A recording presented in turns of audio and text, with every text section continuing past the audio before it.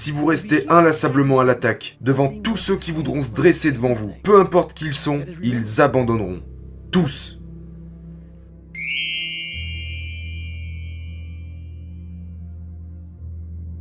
Cette chose à laquelle je parle dans mon livre, l'ouverture d'esprit, c'est ce qui me sépare de beaucoup de gens. Je me rends dans des tâches intimidantes, des tâches écrasantes, comme quand j'ai pris connaissance du record du monde qui était de 4020 tractions, et j'ai décidé de le briser.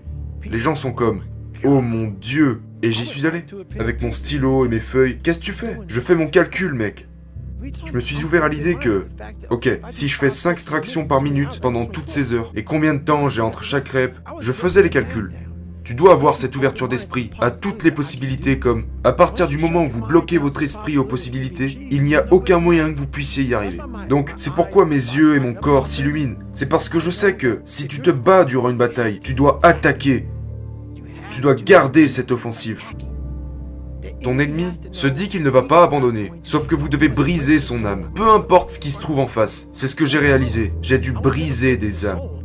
C'est pourquoi j'en suis venu à ce que j'appelle prendre des âmes dans mon livre. J'ai commencé à trouver des moyens pour briser l'âme d'un être humain, d'un objet, de tout ce qui se trouve devant moi. Si vous restez inlassablement à l'attaque, devant tous ceux qui voudront se dresser devant vous, peu importe qui ils sont, ils abandonneront. Tous. La partie du livre, prendre des âmes, est vraiment intéressante parce que tu parles de ce changement d'esprit pendant que tu traversais toutes ces épreuves. Oui, ouais, c'était une partie intense du livre. Oui, c'était quand beaucoup de choses ont commencé à faire surface, mec. J'ai commencé à regarder ces instructeurs. Tu sais, il y en a 3 qui sont 3 sur le côté, sur 8 instructeurs. Et tu sais que ces gars font aussi la semaine de l'enfer. Ils sont debout toute la journée, toute la nuit, pour 130 heures. C'est la promesse. C'est un lieu de renforcement mental pour moi. J'aime cet endroit. Et t'as les instructeurs qui, tu sais, ils savent que vous savez qu'ils sont là depuis un moment. Ils font leur job, ils font leurs 8 heures, ils ont leur parka sur le dos, ils boivent leur café, et ils sont là et ils nous bottent le cul, du matin au soir. Et quand j'ai commencé à le réaliser, j'ai commencé à jouer au jeu de l'esprit. Tu sais, j'étais là, je parie que ces enculés nous regardent, et nous comparent à eux-mêmes quand ils ont dû traverser cette semaine de l'enfer. Genre, laisse-moi voir que je regarde un peu Goggins. Ok, j'étais meilleur que lui. J'étais meilleur que ce bon à rien là-bas. Qu'il galère le plus possible. Et j'étais comme... Ok, tu vas devoir me juger correctement. Et tu vas devoir t'accrocher, mon gars. J'ai commencé à répéter genre, beaucoup, c'est dans le livre. C'est une grande histoire. Je disais au gars de la caméra, vous n'arriverez pas à me briser, vous non plus. Donc je réalise le mercredi, c'était mercredi, personne n'a réussi à me briser. On m'a tabassé comme... Je veux dire, tu commences comme un robot là-bas. Tout le monde est en mode, essayons juste de traverser cette semaine de l'enfer. Alors que votre énergie commence à tomber à zéro. J'aime quand tu parles dans le livre de ce qu'ils vous mettent dans la tête. Comme, vous devez être épuisé. Oui, et ce n'est rien qu'ils vous disent comment vous êtes supposé vous sentir. Donc, vous vous sentez comme ils vous l'ont dit. Et moi j'étais comme, oh, ne laissez pas ces enculés vous dire comment vous devez vous sentir. Non, c'est le premier jour, enculé. C'est la première heure.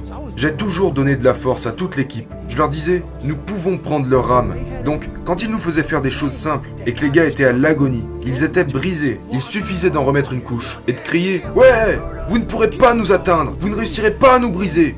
Et je regardais le visage des instructeurs et ils ressemblaient à des gars qui n'exerçaient plus aucun pouvoir. J'ai pris leur âme et je regardais mes gars, c'est dans le livre, et je leur dis, hey, ces enfoirés, on les a bousillés. On prend tout l'espace dans leur putain de tête. On les a tellement perturbés qu'ils penseront encore à nous ce soir. Ils se sentent fautifs, c'est ça, on les charge. Et lorsque nous commençons à nous sentir mal, que nous commençons à faiblir, le fait prendre une seconde d'énergie pour voler celle de tous les autres. Vous avez toute l'énergie dont vous avez besoin. C'est tout ce dont vous avez besoin. Vous avez besoin de les regarder dans les yeux, tu sais, de voir comment ils faiblissent. Quand vous combattez quelqu'un, vous devez le briser de l'intérieur. Il est comme, oh mon Dieu, je veux plus revenir au prochain round. Et vous, je pourrais me battre toute la journée. Je pourrais me battre pendant des jours. Et c'est comme ça qu'on prend des âmes. Mais vous devez avoir la volonté, le cœur, le courage pour aller dans cette zone où vous êtes totalement à fond, où vous avez plus rien à perdre pour tout donner. Et donner plus encore. Il y a une chose intéressante à propos de l'esprit, c'est que vous pouvez trouver l'inspiration. Et quand vous trouvez l'inspiration, vous devenez puissant d'un seul coup. Vous avez l'énergie pour tout faire. C'est vrai, c'est bizarre. Je parlais dans mon livre aussi à propos de... J'ai appris à contrôler mon adrénaline. Si vous savez comment les contrôler, quand vous arrivez à bouger très rapidement et, tu sais, j'ai commencé à apprendre le fonctionnement de l'esprit, à comment me relever extrêmement vite, même dans un environnement horrible, lorsque tout le monde est misérable. J'ai vraiment appris comment trouver la force dans la misère. quand tout le monde souffre, qu'on est tous dans la merde, de vécus et d'origines différentes, et toutes ces choses, mon Dieu, c'est ici que je vais briller. Après avoir utilisé toute cette misère et des tonnes et des tonnes et des tonnes de volonté et de motivation pour ensuite mener les gens plus loin.